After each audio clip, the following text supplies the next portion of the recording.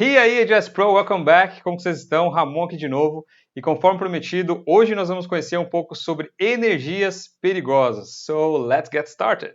Histórias. This channel is designed to teach. E aí, AJS Pro? Here is a chemical chain reaction. Todos estejam bem e seguros.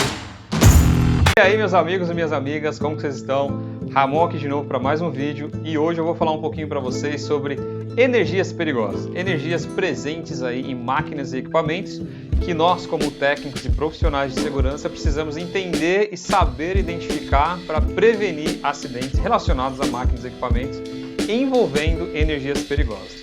Obviamente não vou cobrir todas elas, mas vou trazer as principais que eu considero que são primordiais para você conhecer e entender um pouco mais tecnicamente, para você poder fazer aí procedimentos de alto padrão, por exemplo, Lockout and Tagout, que é o procedimento de fazer bloqueio e etiquetagem em máquinas e equipamentos. Então, já respondendo a sua pergunta, por que você tem que entender as fontes de energia perigosa e por que você tem que saber um pouco sobre elas no detalhe. Então, sem mais delongas, já dá aquele like, compartilha com seu amigo aí, vai ser uma honra ter mais gente aí vendo esse material e você me ajuda muito com essa participação e colaboração, tá bom? Vamos lá então? Então, para começar o nosso mind map aqui sobre energias perigosas, vamos começar com a energia mais famosa aí que nós conhecemos aí no nosso dia a dia, que é a energia elétrica. Exatamente essa que vocês estão vendo na tela. Eu até coloquei aí a caveira do Seu Madruga. Para você que não sabe, meu nome é Ramon Cortez e o nome do Seu Madruga é Dom Ramon Valdez. Então já faz uma ligação aí do meu nome com o Seu Madruga, personagem ícone. Então essa caveira aí, se você já viu aquele episódio do Perigo, é esse cara aí. Só para descontrair, o Seu Madruga nos deu aí um alerta e uma percepção de risco referente à energia elétrica. Por que eu trouxe a energia elétrica já de primeira? Porque a energia elétrica ela é a principal fonte geradora aí, que a gente tem em principais máquinas e equipamentos. Para ser exato, 99% de máquinas e equipamentos precisam ter energia elétrica para funcionar.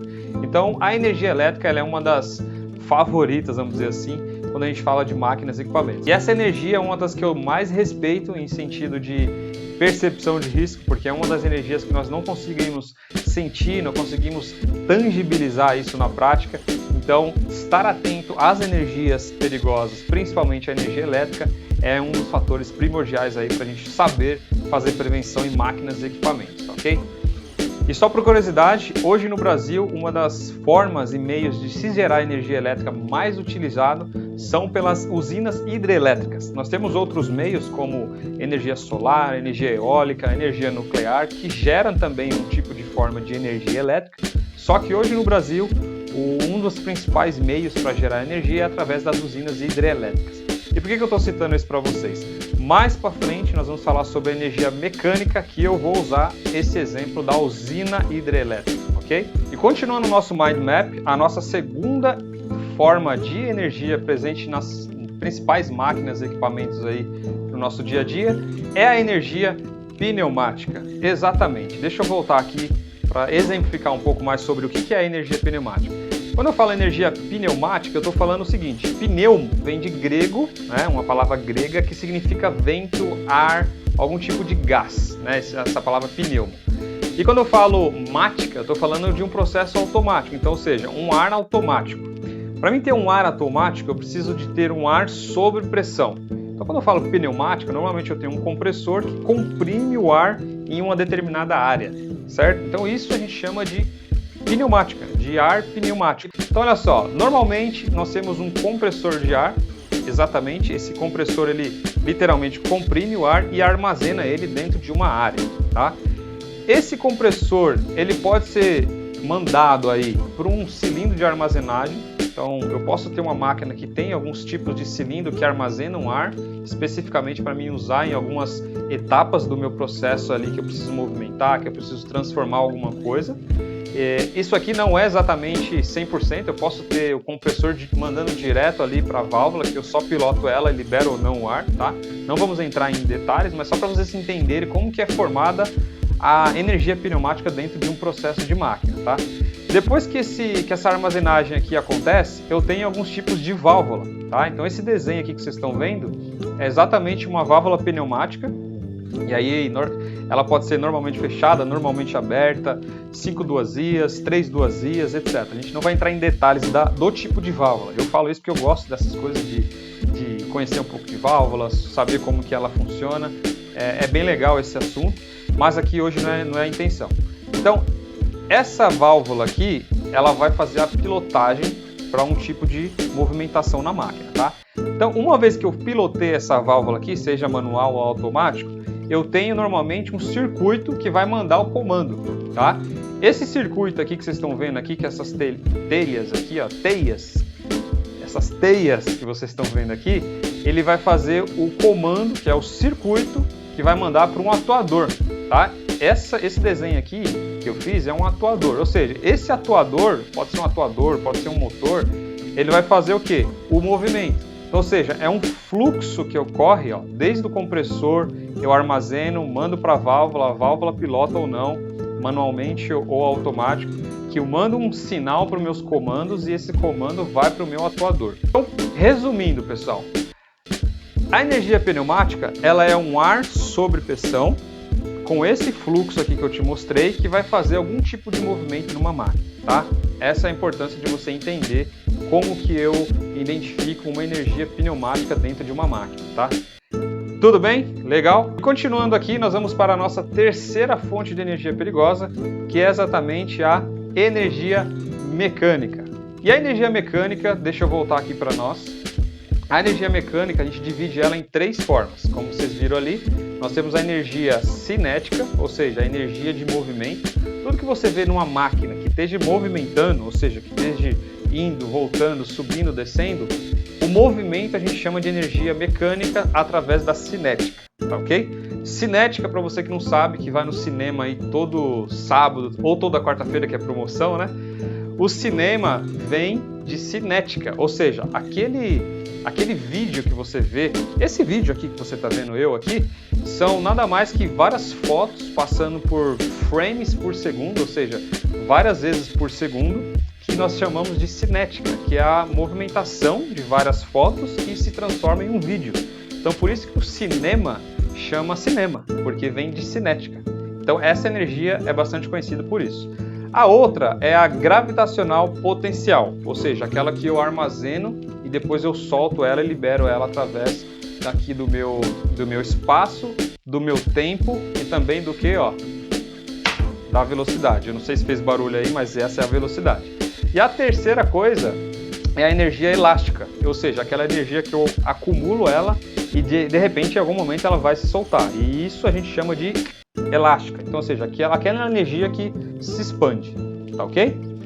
Muito bem, pessoal, vamos lá agora para os nossos exemplos que eu trouxe aqui, ó. Então a primeira que eu trouxe foi a energia cinética. A energia cinética, como eu comentei, é a energia de movimento, ou seja, tudo que estiver movimentando dentro de uma máquina é cinética, certo?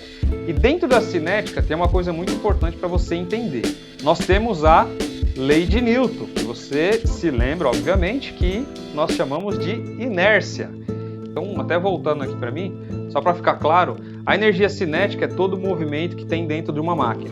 E se a gente pega a inércia, é ao contrário, ou seja, nosso amigo Newton, né, um abraço para o Newton aí, o nosso amigo Newton já falou o seguinte: todo corpo que está em movimento, mesmo se tiver uma parada, ele tende a ficar em movimento. Então, ou seja, se eu tenho uma parte da máquina que tem a energia cinética de movimento, se eu tiver uma parada brusca, por exemplo, apertar um botão de emergência, esse movimento ele tende a ficar em movimento ainda. Claro, se eu não tiver um dispositivo ali que faça ele parar imediatamente.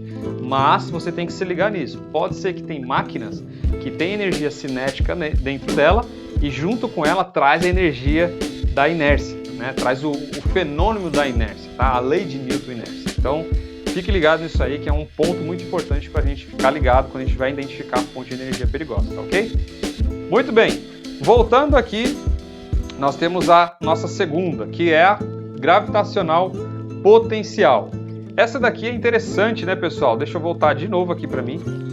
A energia gravitacional potencial é normalmente assim, ó.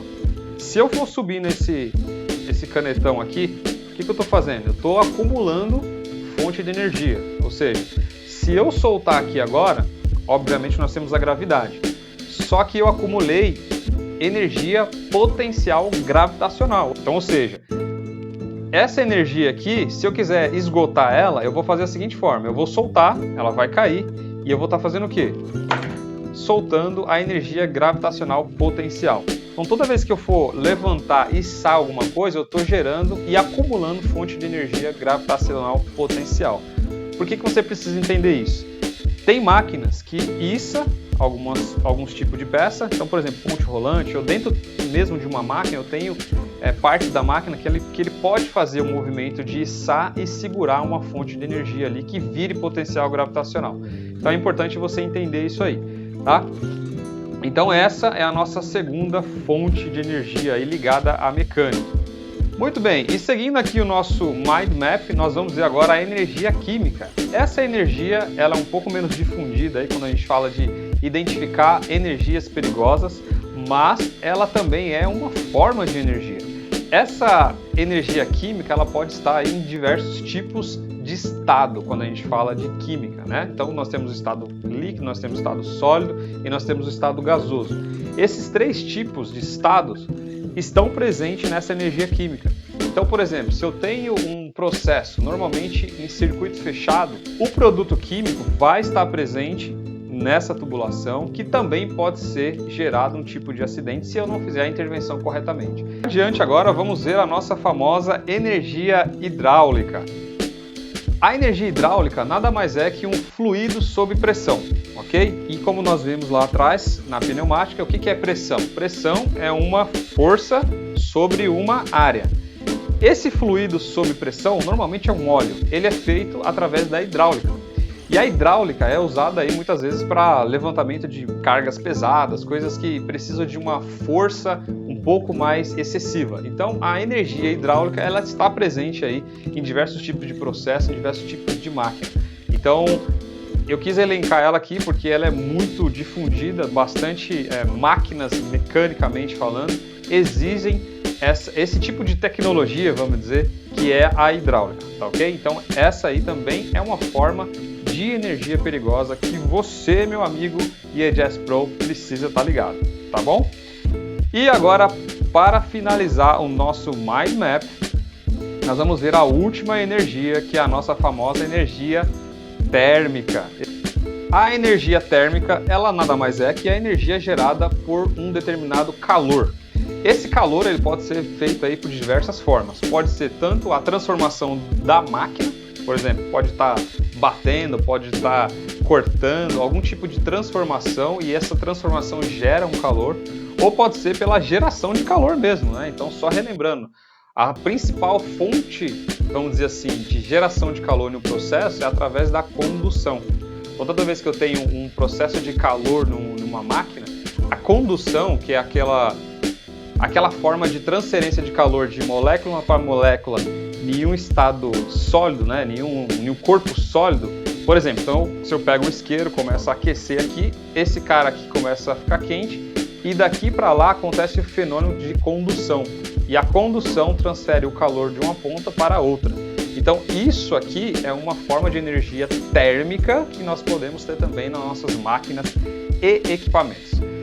Beleza, meus amigos? Então aqui está o nosso mind map, todo bonitão aí, com todas as fontes de energias que eu consegui trazer para vocês. Obviamente tem algumas outras menos faladas, por exemplo, radioativa, mas que hoje o nosso objetivo foi falar das mais utilizadas. É isso, meus amigos, chegamos ao final de mais um vídeo aqui.